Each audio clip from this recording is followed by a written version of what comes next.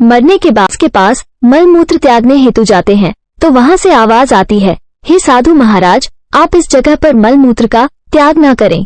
अभी वह साधु आश्चर्य से एक बांस के टुकड़े को काटकर अपने साथ रखते हैं और उसकी एक बांसुरी बना लेते हैं।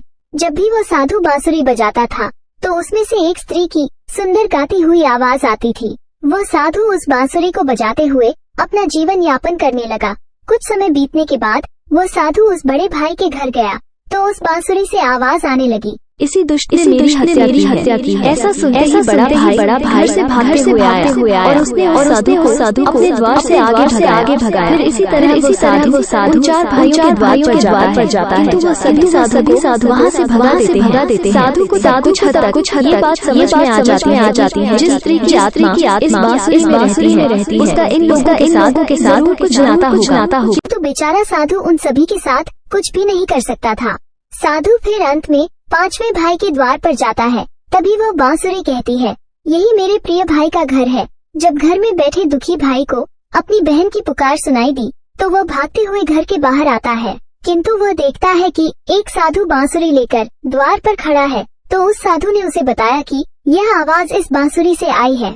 तब वह भाई उस साधु से विनती करते हुए बांसुरी मांगता है। तब वह साधु उस बांसुरी को पांचवें भाई को देता है और वहाँ से चला जाता है। फिर वह भाई अपनी बहन की आवाज वाली बांसुरी बजाता है तो वह कहती है, हे भाई, मुझे पता है तुम मुझसे बहुत प्रेम करते हो, किंतु मेरी मुक्ति के लिए तुम हर दिन घर की तुलसी में जल चढ़ाओ तथा भगवान श्रीहरि विष्णु की नित्य दिन पूजा पाठ करो। अपनी बहन की बातों को मानकर वो भाई नित्य दिन तुलसी में जल देता और घर में भगवान विष्णु की पूजा पाठ करता था। फिर एक दिन जब वह भाई तुलसी को जल देते हुए मन ही मन भगवान विष्णु के नाम का जप कर रहा था, तब स्वयं भगवान विष्णु उसी तुलसी के पौधे से उस गरीब भाई के घर में प्रकट हुए।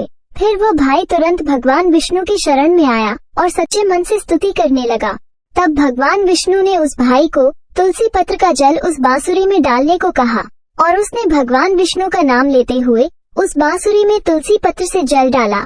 तो भगवान विष्णु के आशीर्वाद से उस स्त्री का पुनर्जन्म होकर वो स्वयं उस बांसुरी से बाहर आ गई। तब उन दोनों भाई बहन को भगवान विष्णु ने तुलसी के संबंध में महत्वपूर्ण ज्ञान दिया था।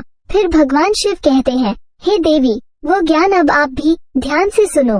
तुलसी को देवी लक्ष्मी का ही रूप माना जाता है।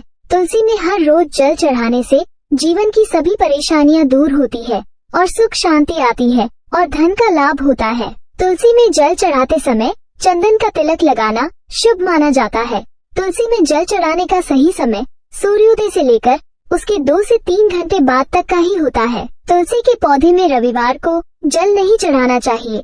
मंगलवार को तुलसी में जल चढ़ाने से भगवान विष्णु और देवी लक्ष्मी दोनों ही प्रसन्न होते हैं।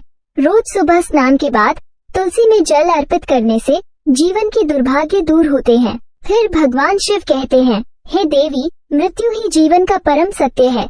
मृत्यु के उपरांत व्यक्ति का विधि पूर्वक अंतिम संस्कार करने का विधान है, जिससे उसके शरीर को मुक्ति मिल सके और वह एक शरीर को त्याग कर दूसरा शरीर धारण कर सके। इस प्रकार से जब व्यक्ति मोक्ष की प्राप्ति करता है तो उसे सभी पापों से मुक्ति मिलती है। मृत्यु के समय मुंह में गंगाजल डालना चाहिए, जिसका कारण है कि गंगाजल कभी खराब नहीं होता है और कुछ बूंदे ही मृत्यु उपरांत व्यक्ति के लिए मोक्ष के द्वार खोल देगी। मृत्यु के समय व्यक्ति के मुख में गंगाजल डालने से उसे कई शारीरिक कष्टों से मुक्ति मिल जाती है और आसान मृत्यु मिल जाती है। यदि मृत्यु के समय व्यक्ति के मुंह में तुलसी की पत्तियां रखी जाती है तो मरने वाले व्यक्ति की आत्मा को भगवान विष्णु का आशीष प्राप्त होता है और संसार की मोह माया से मुक्ति मिलती है। वहीं शरीर के सारे कष्ट दूर हो जाते हैं और आत्मा सभी बंधनों से भी मुक्त हो जाती है। तुलसी के नाम से ही यमलोक में जो कष्ट देने वाले राक्षस हैं, वो शांत हो जाते हैं और यह मार्ग आसान हो जाता है तथा मोक्ष मिलता है। इसलिए मोक्ष के लिए ही गंगाजल और तुलसी का सेवन मृत्यु के समय किया जाता है। वीडियो अच्छी लगी हो तो लाइक, शेयर और ऐसे ही वीडियो को देखने के लिए हमारे चैनल को सब्सक्राइब जरूर करें। धन्यवाद।